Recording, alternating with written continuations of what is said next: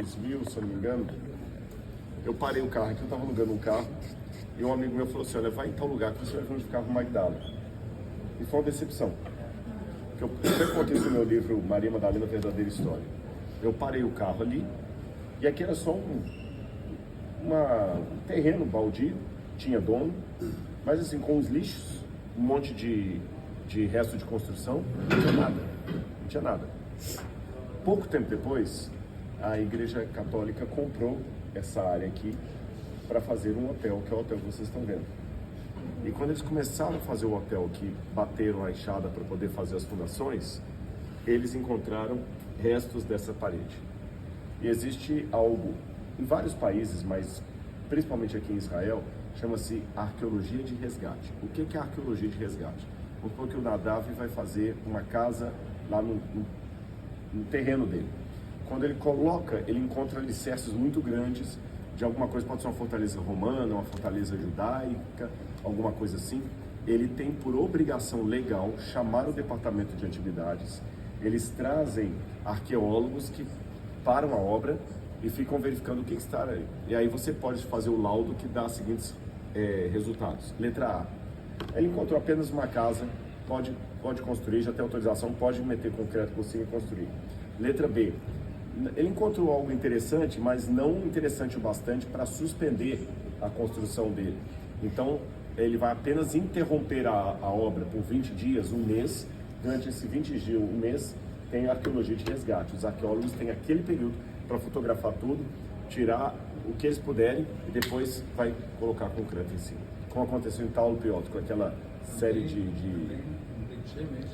Quando estávamos viajando para Lachish, estuvimos con Rodrigo 2 años atrás, Bet Shemesh, encontraron un sitio arqueológico impresionante, mas querían fazer a estrada nova, decidiram deixar alguma parte, mas a maior parte da cidade de Bet Shemesh antiga, lamentavelmente, se foi embora. embora. Agora, uma terceira coisa que pode acontecer também é que você pode mudar a obra quando o achado arqueológico é muito importante. Vocês talvez não vão lembrar, eu vou repetir. Nós passamos, ao voltar para Jerusalém, para um lugar chamado Tel Motzah. E eu falei com vocês, olha, aqui é Tel Motzah. Aqui encontraram um templo pagão que funcionava na mesma época do Templo de Jerusalém e estava a 8 quilômetros do Templo de Jerusalém. Como esse achado é muito importante, eles mudaram os arquitetos a estrada e ela virou um pontilhão. Aí o sítio arqueológico ficou debaixo do pontilhão. Entenderam esses processos? Quando eles fizeram a arqueologia de resgate aqui, os arqueólogos viram que aqui havia uma sinagoga do 1º século, da época de Jesus. E por incrível que pareça, embora houvessem centenas e centenas de sinagogas antigas, você tem menos de 15 que são do 1º século que foram encontradas. A maior parte das sinagogas são posteriores da época bizantina, tá certo? No 1º século você tem pouquíssimas. Encontraram uma em Magdala, aqui em Magdala encontraram uma em Massada, Modi'in, que é do 1º século. Há outras, Gamla, mas são poucas. Não é muita, que são do 1º século. E Davi, se bem que lá não encontraram sinagoga, encontraram só a pedra, né? E aqui então vamos mudar a arquitetura. Por isso que o hotel fez o seguinte: ele virou um L, aqui vocês estão percebendo? E a parte seria uma torre. Eles desistiram, adaptaram a construção do prédio para preservar a sinagoga. E uma notinha de rodapé. O ano passado, eles descobriram, o ano retrasado, eles descobriram outra sinagoga também do 1º século, do outro lado da rua. Nossa! Em frente a outra. Então a cidade de Magdala tinha pelo menos 2 sinagogas. Agora, o que eles descobriram? Que é uma sinagoga pequena, porém frequentada por pessoas da elite. Como é que nós sabemos isso? Em primeiro lugar, estão vendo lá na parede, o reboco da parede, tem uma tinta vermelha? Sim, é amarelo com vermelho. Onde é que a gente viu uma tinta vermelha assim, um reboco? Herodes, lá em Massada. Então você vê que ele é reboco de gente que tinha grana. Então era uma sinagoga de gente que tinha dinheiro. Essa sinagoga também tinha mosaico aqui na parte de cima é possível mosaico. A de cima ali não tem mosaico nenhum. Não tem pintura vermelha. Não tem aquele reboco. Então deduz que era de um pessoal mais simples aqui de um pessoal mais elitizado. Outra coisa curiosa que encontraram, isso aqui é a mais fascinante, eles encontraram no meio ali, e essa réplica está colocada no lugar exato da que eles haviam encontrado. Encontraram aquela pedra ali. Vocês estão vendo uma pedra? mesinha? Uma mesinha? Com uma menorá? Aham. Essa mesinha, originalmente, ela fica atrás de onde a Adri estava sentada ali, mas eles tiraram para exposição num outro lugar, então por isso que está vazio aí. E eles colocaram uma réplica ali, tá bom? Colocaram uma réplica ali. Vocês já viram que ela tem uma menorá? Ela tem essa flor aqui, que é a flor de Herodes, tá bom? E em cima dela, ela tem cálice, e do lado ela tem um desenho que alguns interpretam como sendo uma romã ou uma lamparina olhada de cima.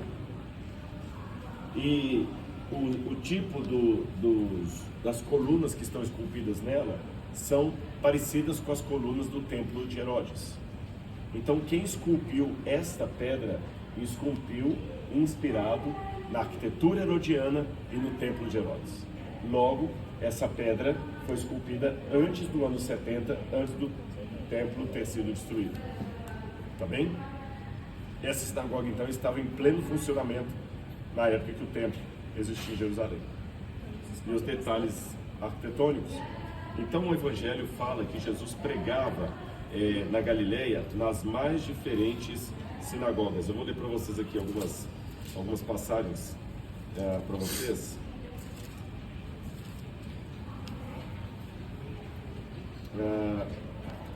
Aqui diz o seguinte, Mateus capítulo 4, versículo 17. Daí em diante Jesus começou a pregar e dizer: arrependei-vos, porque está próximo o reino de Deus. Verso 23. Jesus percorria toda a Galileia, ensinando nas sinagogas, pregando o evangelho do reino e curando todo tipo de doenças e enfermidades entre o povo. Vamos fazer a conta matemática de novo? Qual a chance de Jesus ter pregado nessa? 100%.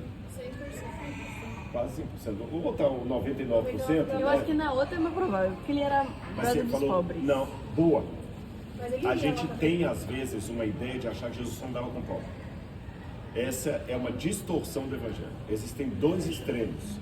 Existe o extremo da teologia da prosperidade, que acha que a bênção vem a partir do dinheiro que você dá para a igreja, você faz a promessa, a terça-feira do milagre urgente, a quarta-feira do não sei o que lá, é a espada de Golias, é a unção daquilo, você vai ficar rico, esse é o testemunho que você ganhou um Lamborghini, que você ficou lá assinado, você foi fiel no dízimo, você ganhou uma piscina com um submarino no fundo. Para mim isso é uma distorção. Mas existe um outro extremo de distorção, que é o extremo que o dinheiro é maldito. Ficar rico te afasta de Deus. Você não pode prosperar. Jesus só gosta dos pobres. É o exemplo da teologia da libertação. Quando eu fiz o mestrado e doutorado na Universidade Católica, os professores todos eram teólogos da libertação. E falavam muito da opção radical pelos pobres. Hoje, depois de maduro e já tendo meu título, que eu lembro que um padre falava comigo, deixe os assuntos complicados para depois do título. Qual que eu já tenho o título? A teologia da libertação é uma distorção do evangelho, tal qual a teologia da prosperidade. Se a teologia da prosperidade diz que o abençoado é o rico, que é um erro, a teologia da libertação diz que o abençoado é o pobre. Então, se você tem um bom dinheiro, tem uma boa casa, você está afastado de Deus. E quando fala a opção radical pelos pobres, você está fazendo de Deus um segregacionista. Porque quem segrega está errado, seja por ele for. Segregar não é só segregar o pobre, o preto, a mulher, qualquer um. É lógico, eu posso ter mais intimidade com você, com quem eu trabalho, do que com ela. Isso é óbvio. A gente se conhece há mais tempo, às vezes você tem mais afinidade, eu tenho mais afinidade com o Adriano do que com você. Isso é normal, isso não é pecado. Mas qualquer tipo de segregação é errado.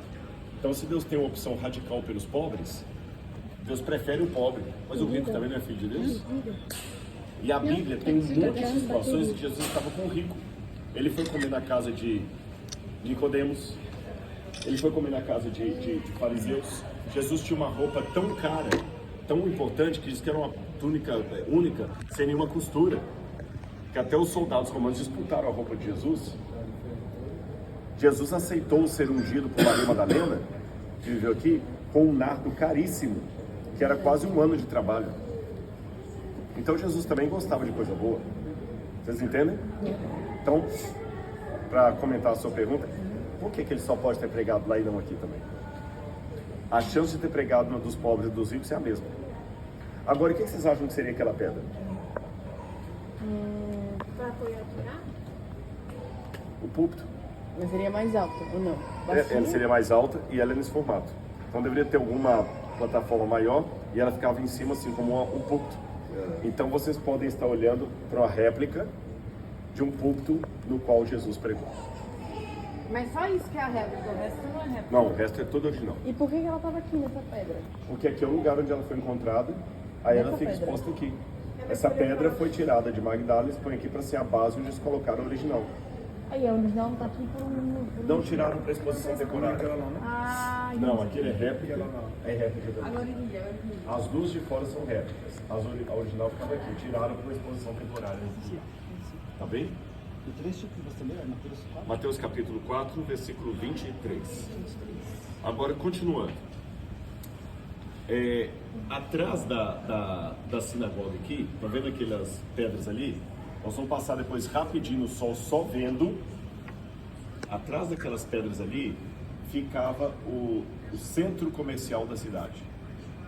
E vocês vão ver lá algumas piscinas vazias, evidentemente, onde eles preparavam o peixe que pegavam aqui no mar da Galileia e salmoura. Então eles enchiam aquela piscina de sal, botavam o peixe ali, pescado, e o peixe ficava ali, guardado na salmoura. Eles soltavam o óleo, que para nosso gosto e paladar é horrível, parece óleo de fígado de bacalhau, né? Scotch. Parece aquele moção Scotch. Mas para eles isso era uma delícia. Era uma delícia. Tanto é que um tipo de óleo assim era chamado de garum. Garum. E ele era exportado e vendido até em Pompeia e Herculano. Então como é que funcionava? Eles pegavam o peixe, deixavam 15, 20 dias na salmoura. Imagina o cheiro que não era. E depois eles pegavam aquilo ali, colocavam numa caixa cheia de sal e levavam, por exemplo, para Jerusalém. Quando chegava em Jerusalém, tem que sair daqui, Nadav? Nadav, tem que sair?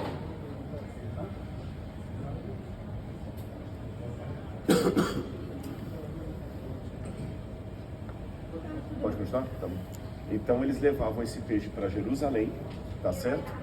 E imagina na época de Jesus, que chique seria, que tecnológico você está em Jerusalém comendo um peixe que foi pescado na Galileia. Na época de Jesus, uma viagem da Galileia para Jerusalém eram 3 dias e meio. 3 dias e meio.